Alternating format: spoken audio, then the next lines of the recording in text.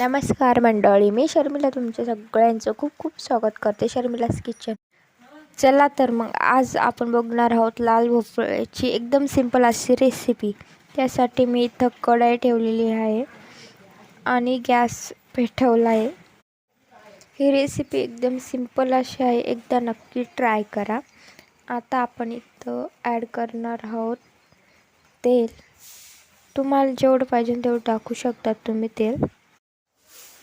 मी 2 चमचे टाकते. तर एक टाकला, हा एक.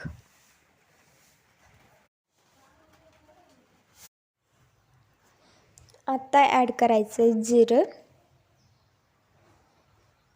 मी 1 टीस्पून जिरं ॲड करते.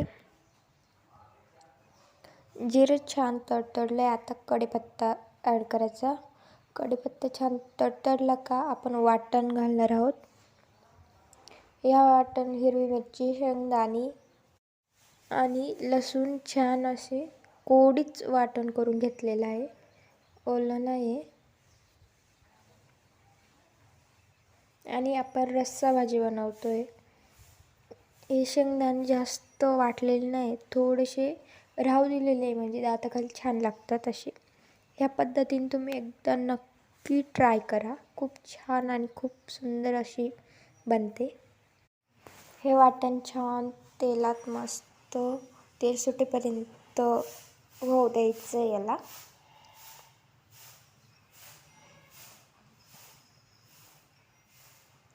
हे कोरडं वाटण आहे त्याच्यामुळे थोडं घट्ट झालं.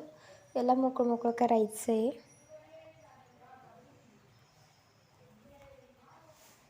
हे वाटण तोपर्यंत होतंय, तोपर्यंत तुम्ही चॅनलला सबस्क्राईब करायला विसरू नका. व्हिडिओ जर आवडला तर लाईक, शेअर, कॉमेंट.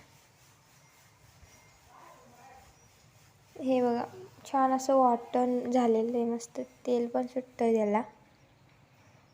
हे बघू शकता, खाली लागायला पण लागलं आहे, तेल पण सुटलेलं आहे. आता ॲड करायचं आहे डांगर, लाल भोपळा म्हणू शकता तुम्ही त्याला.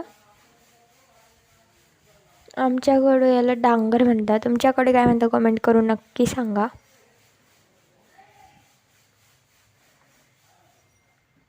छान असं सगळं ॲड करायचं आहे. माझ्या एका हातात कॅमेरा आहे आणि एका हाताने ॲड करते, त्याच्यामुळे जास्त वेळ लागतो आहे. सगळं असं मिक्स करून घ्यायचं आहे. छान सगळीकडे आपलं वाटण लागलं पाहिजे. हे बघू शकता छान असं मिक्स झालेलं आहे. जसं की आपली रस्सा भाजी, त्यासाठी आपल्याला पाणी पण ॲड करायचं आहे अजून. आणि हो, हळद पण टाकलेली, पण ती क्लिप माझ्याकडनं गेली आहे, सो हळद पण टाकलेली.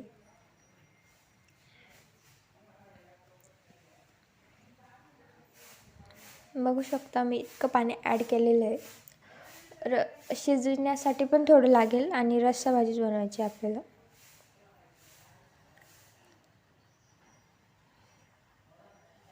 हे बघा छान स्लो गॅसवर शिजू द्यायचं आहे. आता झाकण ठेवायचं आहे थोड्या वेळ, वाफ दबली छान शिजतं.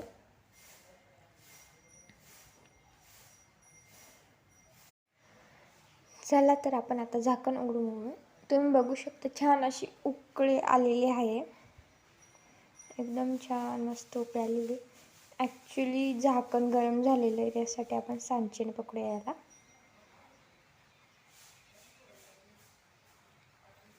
आणि चेक करूया शिजले की नाही. तोपर्यंत हे छान उकळत आहे. आपण थोडीशी साखर पण ॲड करायची आहे.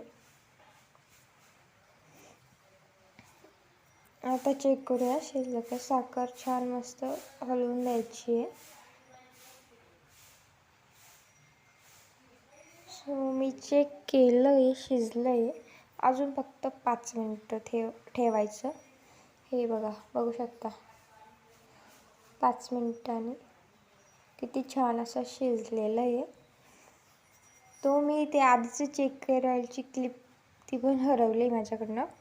सो हे बघा आपली भाजी डन झालेली छान अशी शिजलेली आहे. परत एकदा सांगते, चॅनलला सबस्क्राईब करा. व्हिडिओ आवडला तर लाईक शेअर कॉमेंट नक्की करा.